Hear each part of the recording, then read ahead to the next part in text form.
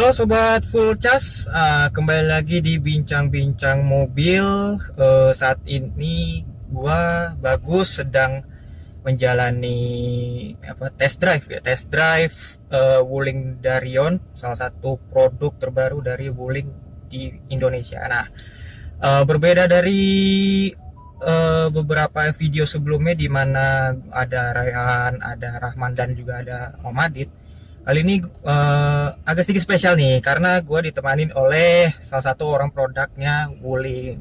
Boleh Mas dikenal namanya siapa? Halo ya teman-teman, salam kenal, saya Aji dari tim product planning Wuling Motors. Oke. Mas Aji Ya. mungkin bisa sedikit di overview sedikit soal produk Wuling Darion ini yang baru saja diluncurkan hari ini, hari Rabu tanggal 5 November. Ya, kalau boleh cerita sih sebenarnya ini mobil MPV pertama di Indonesia yang ngasih teknologi PHEV, Mas. Dimana MPV ini kita punya dua varian, yaitu varian yang pertama EV sama PHEV, Ya. seperti itu.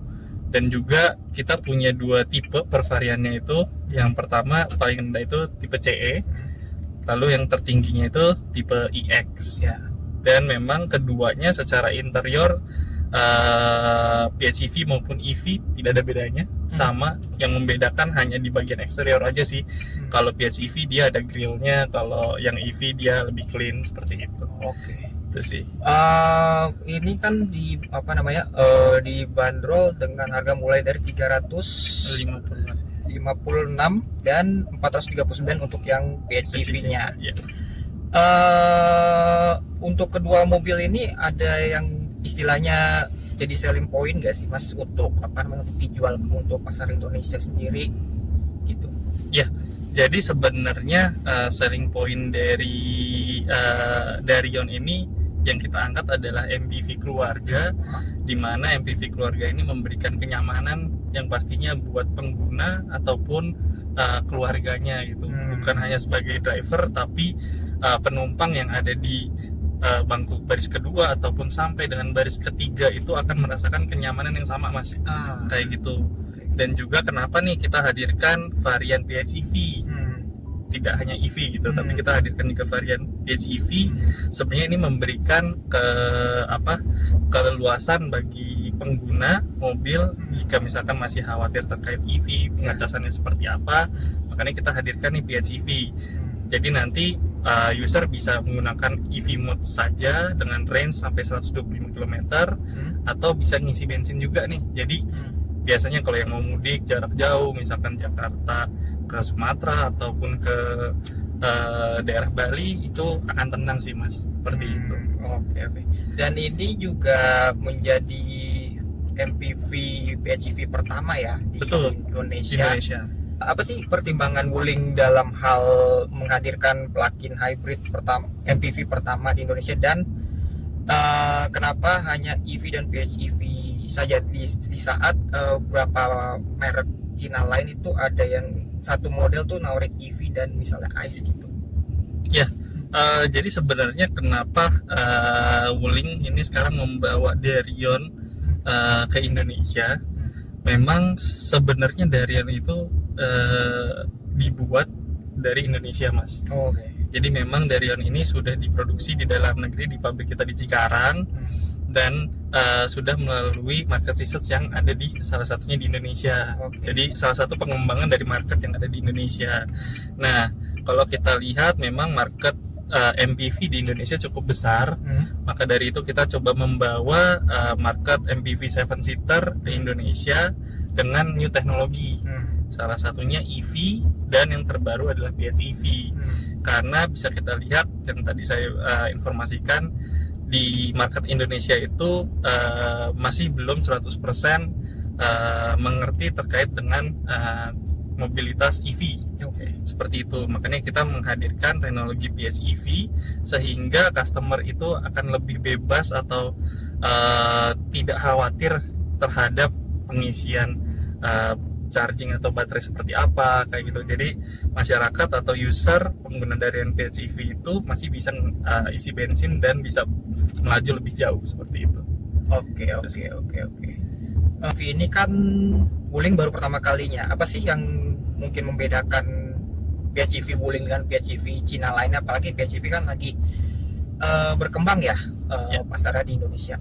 PHEV kita sebenarnya kalau membedakan mungkin kita juga nggak bisa ngomong seperti apa ya Mas dengan kompetitor, tapi memang secara kemampuan PHEV kita itu kita bisa mencapai jarak tempuh sampai dengan 1000 km lebih sih Mas.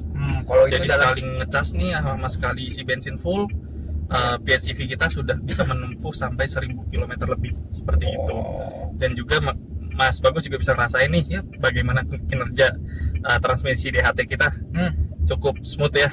Mungkin bisa rasakan gimana getaran mesinnya tidak terasa, terus juga suara mesinnya juga seperti apa kayak gitu.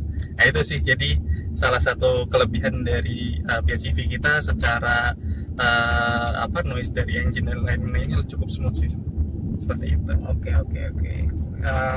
Tadi aku juga udah nyoba sebagai penumpang yang nyoba PHEV. Udah sempat nyoba ya? Udah sempat nyoba, itu emang lembut dan juga ya ada pengaturannya ya, pengaturan untuk EV murni, ada juga yang istilah paralel, ada juga yang bensin murni gitu. Ya betul. Ya.